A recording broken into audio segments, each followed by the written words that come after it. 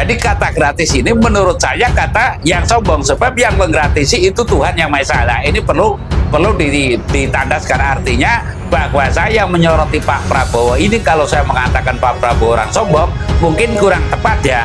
Namun Pak Prabowo ini adalah orang yang kurang punya guru tuduh dan apalagi bisa menemukan guru patuh, sehingga bahasanya belum tertata seperti bapak mertuanya Pak Harto. Pak Harto tidak ada istilah itu gratis, transmigrasi saya gratisi 2 tahun, nggak ada yang demikian ya.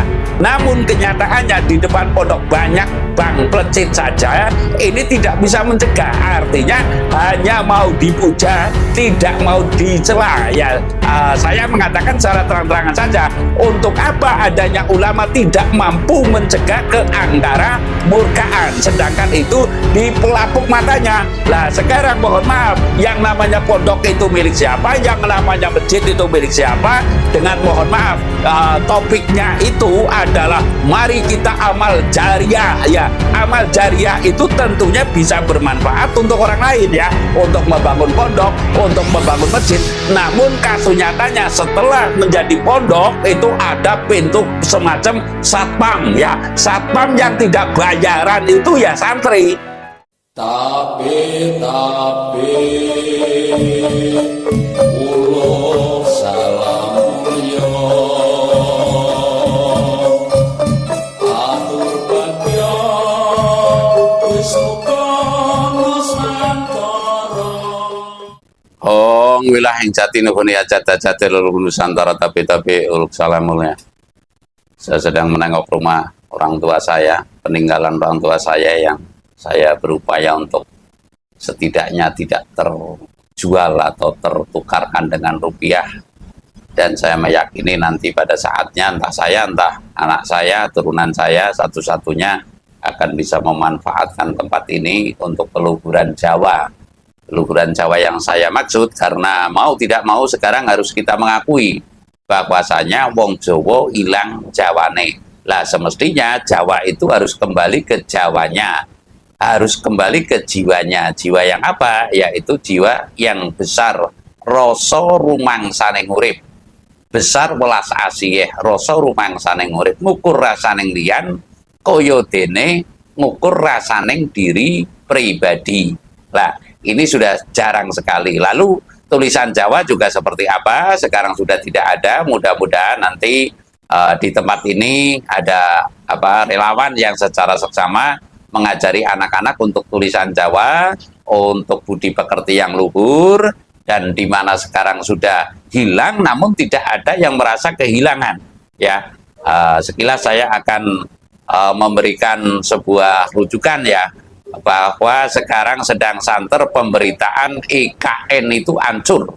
IKN itu rawan gagal, maksudnya hancur dalam arti program pembangunannya ke depan kebingungan dana, kehancuran dananya IKN ya. Nah ini saya akan memberikan sebuah komentar. Mungkinkah IKN itu mangkrak?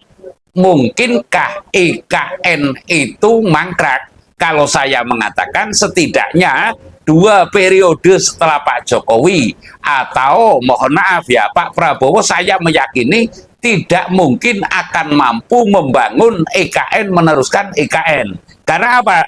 Pak Prabowo ini sudah terlalu banyak program, terutama kesombongan Pak Prabowo menurut saya, sekali lagi kesombongan Pak Prabowo akan menggratisi makan. Lah, menggratisi makan anak-anak sekolah ini menurut saya kata gratis ini adalah kata yang sombong. Jadi kata gratis ini menurut saya kata yang sombong, sebab yang menggratisi itu Tuhan Yang Maha Esa. Nah, ini perlu ditandaskan, artinya bahwa saya menyoroti Pak Prabowo ini, kalau saya mengatakan Pak Prabowo orang sombong mungkin kurang tepat ya. Namun Pak Prabowo ini adalah orang yang kurang punya guru tuduh dan apalagi bisa menemukan guru patuh, sehingga bahasanya belum tertata seperti bapak mertuanya Pak Harto. Pak Harto tidak ada istilah itu gratis, transmigrasi saya gratisi 2 tahun, nggak ada yang demikian ya. Lah, lalu saya akan mengomentari Pak Jokowi ya, yang bahwasanya bahwa Pak Jokowi itu mengapa rawan gagal atas IKN ini. Pak Jokowi itu adalah di antara orang yang membangun keraton tapi tidak membangun wahyunya. Sekali lagi, Pak Jokowi itu adalah orang yang membangun keraton namun tidak membangun wahyunya.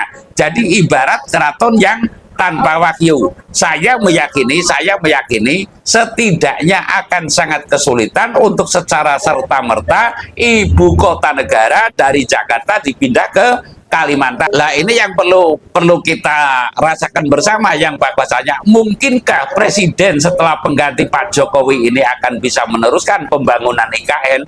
Rasa-rasanya adalah sangat berat. Yang saya maksud bahwasanya Pak Jokowi membangun keraton tidak membangun wahyunya ini, ya nanti dampaknya akan sampai ke anak cucu atau generasi pemimpin Indonesia yang berikutnya akan menanggung beban, akan digunakan seperti apa. Namun ketika saya mengusulkan sebagai, mohon maaf, taruhlah ancer-ancereng negara yang berdasarkan kepada spiritual asli Nusantara, sekarang itu kan banyak sekali ibaratnya nilai spiritual Nusantara dibekukan.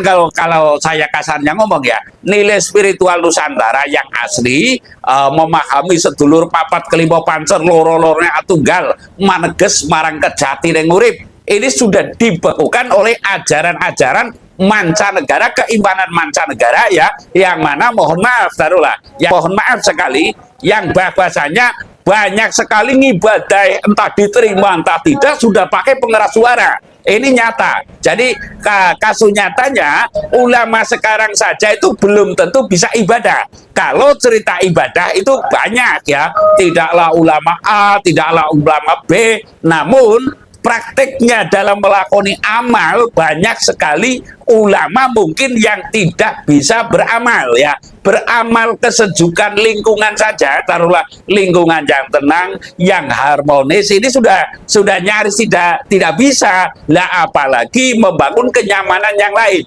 Sebab di pelapuk mata saya ini di rumah saya ini, ya, di rumah orang tua saya ini, di depan itu ada warung untuk pos bank ucek-ucek, di depannya lagi ada pondok, di depannya lagi ada, mohon maaf, santri-santri dan lurah santri. Namun kenyataannya di depan pondok banyak bank plecit saja, ini tidak bisa mencegah. Artinya hanya mau dipuja, tidak mau dicela, ya. Saya mengatakan secara terang-terangan saja, untuk apa adanya ulama tidak mampu mencegah keangkara murkaan, sedangkan itu di pelapuk matanya. Lah sekarang mohon maaf, yang namanya pondok itu milik siapa, yang namanya masjid itu milik siapa, dengan mohon maaf, topiknya itu adalah mari kita amal jariah, ya. Amal jariah itu tentunya bisa bermanfaat untuk orang lain, ya, untuk membangun pondok, untuk membangun masjid. Namun kasus nyatanya setelah menjadi pondok itu ada pintu semacam satpam, ya. Satpam yang tidak bayaran itu ya santri. Santri yang dengan iming-iming, mohon maaf ya, iming-imingnya adalah surga, amang-amangnya adalah neraka, omong-omongnya adalah zakat, fitrah, jariyah, infak dan sebagainya. Lah itu ibaratnya, jadi kalau kasar ngomong, orang yang pada umumnya itu, ya, helder yang bisa ngomong, ya, untuk menjaga lah. Padahal itu aslinya pondok itu adalah amal jariah dari berbagai orang yang niatnya jariah. Nah, namun kasus nyatanya juga kurang bermanfaat. Nah, ini kasus nyata. Nah, artinya saya tidak membenci ulama sama sekali, namun saking cintanya kepada ulama, mohon maaf, sebab berat sekali menjadi ulama. Mohon maaf ya, sangat berat. Ada satu saja tetanggamu yang kelaparan, di mana kamu kenyang, mohon maaf, itu sudah menjadi pintu neraka. Sekali lagi, hai ulama, hai pemuka agama, ya, ada satu saja orang yang kelaparan di tetanggamu, ada satu saja anak yang tidak bisa melanjutkan sekolah, ada satu saja masyarakat yang mengeluh, itu adalah di antara tanggungan ulama, ya, di antara tanggungan ulama untuk bisa minimal menguatkan jiwanya, minimal itu memberikan mensantuninya, ya.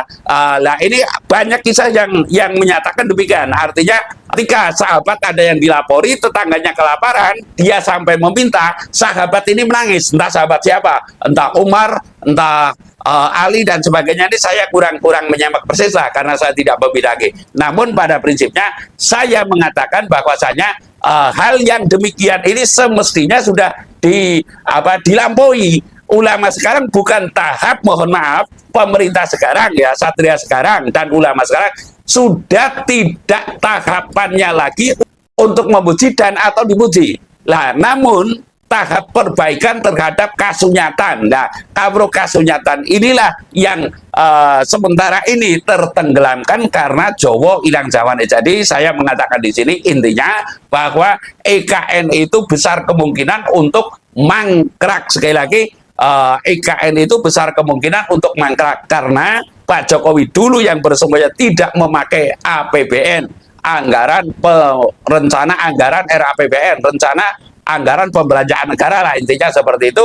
Namun kasunyatanya sekarang sudah anggaran negara ini sudah dipakai dan investor itu sementara magel itu ya setengah-setengah, tidak itu mengasih, tidak pula itu melepaskan. Lah, ini sebuah hal. Dan yang paling lucu lagi, sebuah negara macam apa ini? Negara macam apa? Membangun ibu kota kok dari hasil hutang. Lah, ini perlu perbaikan untuk pemimpin Nusantara yang ke depan.